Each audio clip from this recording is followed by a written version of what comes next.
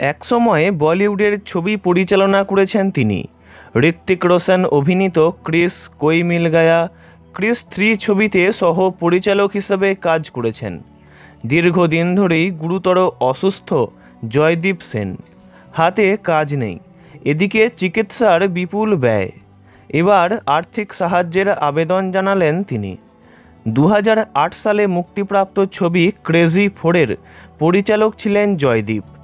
বর্তমানে hypertrophic obstructive cardiomyopathy নামে হৃদযন্ত্রের একটি জটিল অসুখে আক্রান্ত তিনি। এই অসুখের জন্য হৃদযন্ত্রের প্রতিস্থাপন করা জরুরি, যা বেশ খরচা সাপেক্ষ।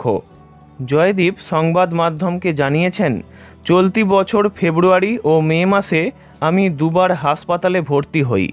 দ্বিতীয়বার অল্পের জন্যই মৃত্যুর মুখ থেকে ফিরে এসেছি। 3 দিন ভেন্টিলেশনে ছিলাম। আমার হৃদযন্ত্র বিশেষজ্ঞ বলেছেন, হৃদযন্ত্রের প্রতিস্থাপন করতেই হবে, এছাড়া আর কোনো উপায় নেই। 2011 সাল থেকে অসুস্থ জয়দীপ। সেই সময়ে ক্রিস 3-এ কাজের জন্য রাকেশ রোশনের অফিসে ছিলেন তিনি। হঠাৎই মাথা ঘুরে পড়ে যান। তখনই প্রথম অসুখের কথা জানতে পারেন। এই সময়ে তাঁর 35 লক্ষ টাকা প্রয়োজন হৃদযন্ত্র প্রতিস্থাপনের জন্য। জয়দীপ বলেন, এই অস্ত্রোপচারের জন্য 35 লক্ষ টাকা লাগবে। এছাড়া আনুষঙ্গিক খরচ 15 লক্ষ টাকা। তবে 35 লক্ষ টাকা আগে জমা করলেই হাসপাতালে ভর্তি হওয়া যাবে।